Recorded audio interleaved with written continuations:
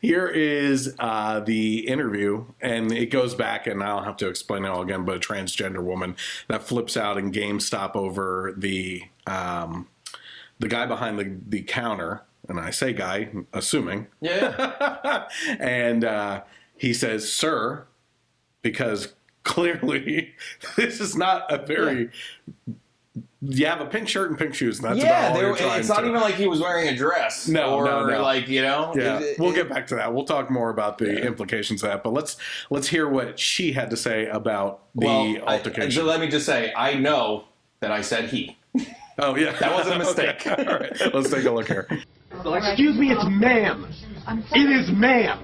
It's the video seen by millions. Tiffany Moore, a transgender woman who recently started her transition, yelling at an employee inside this Albuquerque GameStop. Moore says the cashier repeatedly called her sir instead of the gender pronoun she identifies with, while she was trying to return a game she bought for her son. Ma'am, once again, ma'am. I said both of you. No, you said sir. Once again, it's ma'am. I actually said both of you guys. It was general. Right beforehand, you f***ing said sir. Sir? Okay. Take it outside. If you want to call me sir again, I will show you a f***ing sir. I apologize. I apologize now. I was so angry at that point because literally 5 or 6 times he had called me sir and got me so fuming angry, and I was cussing that. The internet responding to the viral clip with memes like Supermam, Aquamam, and Macho Mam, Tranny Savage. Tranny is a slang term for transgender that many find offensive and derogatory. What's really sad is it's bringing so many bigots out of the woodwork. But Moore, a local MC and rapper, isn't letting the memes get to her. She's using her newfound viral fame to raise awareness about the transgender community, and she even wrote a song to get her message out there. We're humans just like you. We're people just like you. We have kids, we have parents, we have brothers, sisters, aunts, uncles, cousins. We're just trying to live. Yeah, my fault. As for how Moore handled the situation inside the store with that expletive-filled outburst, and yeah, I could have reacted a whole lot better. But you know what? I look back at it, if I could, I wouldn't change a single thing. I would do it 100,000 times again. I would kick over that display 100,000 times again because my actions were justified. I mean, it was blatant and malicious hate. It was blatant and malicious misgender. What'd you think of that song? Oh man, just rolls off the tongue.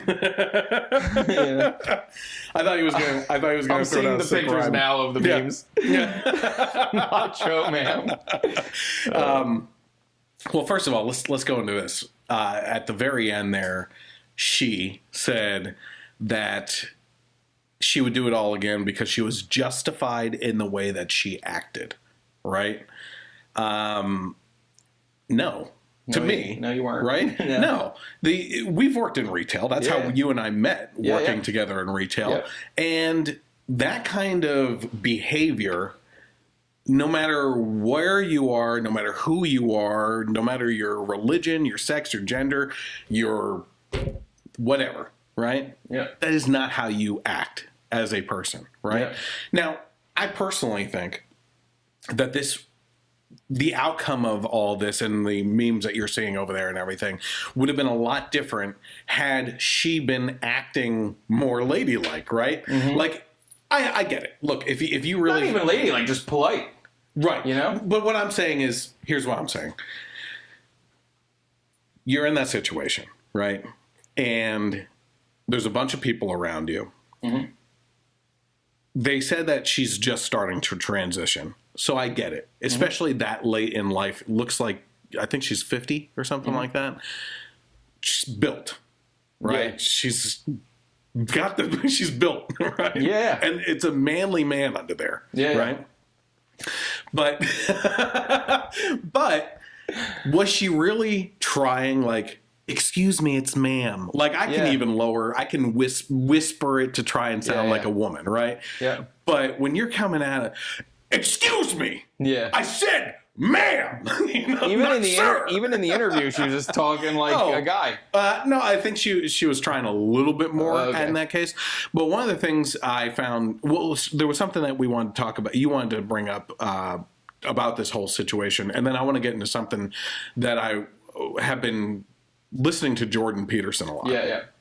And he brings up some interesting things. So what were your observations on it? Well, I mean, it would have been totally different if, all right, I'll just be respectful and say she. Yeah. I mean, yeah. If that's how she, feels, and that's, So, but if she were to be like, even if they were to call her sir, just be like, listen, I understand that this is probably not, what you see every day. Yeah. But this is what I'm doing. This is the community that I'm in, and so just want to help educate you, and I'd appreciate it if. I'm sure it would have gone differently, because she was saying too that this was just blatant bigotry, blatant hatred, and it wasn't. I think the guy probably just made an honest human mistake. I mean, you look like a linebacker. Yeah. You look like you're about to kill someone. You have pink shoes on, and that's it. But you're like, rah, rah, rah, rah, turn into the Hulk. So he's nervous. Yeah. You're nervous, and there's got to be a certain level of anxiety with this person flipping out on you. I mean, confusion, because we're in the Twilight Zone now. Everyone's confused in this case here. This whole story is just a box of confusion at this point.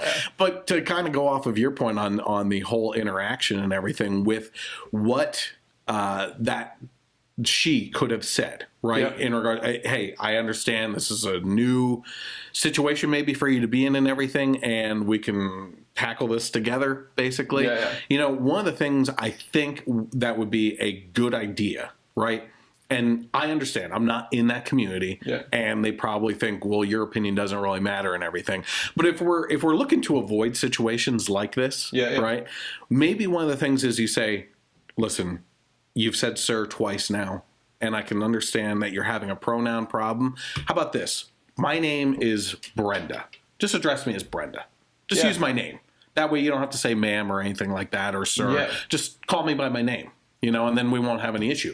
But that's, to me, the way that she's coming out in this interview and everything is saying she's more interested in the attention now at this point. And the agenda. And the agenda. The politics of it. Yeah. And also, if you really do think that guy was bigoted, have you done anything to try and change his heart? Right. No. He probably just thinks now, trannies are crazy. That's probably how he feels. Like that, you didn't do anything to kind of say, you know what, I have a better understanding of this community and how they feel and their sensitivities and but no, you made yourself a maniac, and now he probably just thinks that you're all maniacs. There wasn't even at the end of that conversation, listen, after we're done, let's go get a cup of coffee and talk about this. So one of the things I wanted to bring up was in regards to Jordan Peterson. I listen to Jordan Peterson as much as possible with interviews and how he dismantles feminism and the patriarchy type argument and gender pay gap and all this other crap that's going on. But one of the things that he said that was really interesting was he was in an idea conference, is what it was called, of some sort, overseas. And a linguist professor stood up and asked him a question in regards to, he basically said, listen, I can understand where the confusion is with some of the things. I have transgender people in my classroom who want to be identified as a certain pronoun, and they get upset when I don't do that. But then there's other people in my class that aren't really trying on the transgender scale of like transitioning type thing that also insist on it, that I kind of feel like they're full of crap. And I have to placate to it. And I'm trying to find the middle ground. Where do you see when do you have to do it? When shouldn't you do it? And Jordan Peterson's thing was, listen, the reason why I shot to fame in this case in regards to speaking out on these issues was because the Canadian government was trying to compel me to use pronouns under threat of legal action, like arrest, right? If I don't use the correct pronoun according to what someone wants to be called. He said, now, if you look at my personal life, and this is kind of like what I was trying to do in regards to this video, right? I kept on referring to her as she, right? If the person wants to be called that, and I'm in that situation, and I can suppress what I'm seeing and go based on my mind, because I think that's the tough part. I think that's what was happening with this employee. There was a certain level of an anxiety there, and he was reacting to other circumstances, not the pink attire, right? Which was the only thing that was really screaming woman in this case, So Jordan Peterson said, listen, if someone wants to be called something, I will try my best. I will do that. If that's what makes them comfortable, I'm not out here to piss anyone off or anything. My issue is that we are trying to control free speech and funnel it into an area where the government is compelling you to use certain language under threat of legal action. And when you actually watch the interactions with people that are hearing this discussion, they refuse to hear that. Yeah. It's like, so what are you saying? Like, when is it appropriate? When isn't it appropriate? He's like, it's not a matter of appropriateness. The appropriateness really comes down to the government. And he said, you know, this is a matter of me. This is just, I don't want the government telling me what I have to do, right, in regards to my free speech. And the guy responded with, well, this is really a matter of we, right? Because you're telling people to do these things. He's like, no, I'm not. That is not what I'm doing. If I feel like I have to pursue my life this way and speak out against the government this way, and other people are listening to me and they want to follow along with that, then that's them, you know? But as far as I'm concerned, I'm just speaking on my behalf here, you know? So it's just interesting. Yeah. It's all these people flipping out, like this transgender woman in GameStop and everything.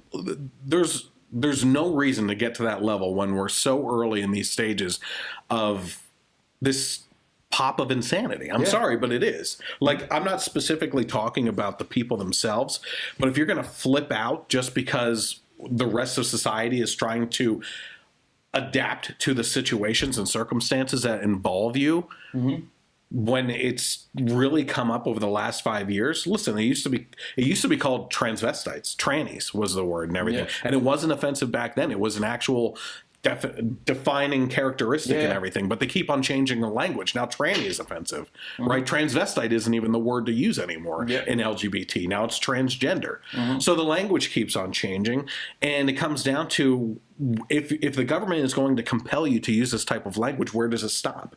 Right? Yeah. Because we've seen it already. We've seen cases where people identify as pets. We went over stories like that, where people have full use of their limbs and they identify as paraplegic, right? Yeah. They want their arms and legs cut off. We have Rachel Dasniel and Sean King that identify as black. Transracial. Right? Transracial. Yeah. You have the guy up in Canada who's like in his 60s, identifies as a 6-year-old girl and was adopted by people and is now not paying taxes because of his age bracket. We had the guy who wanted to identify as 25 years younger so he could be on Tinder, right? And that's trans ageism then, right? Yeah.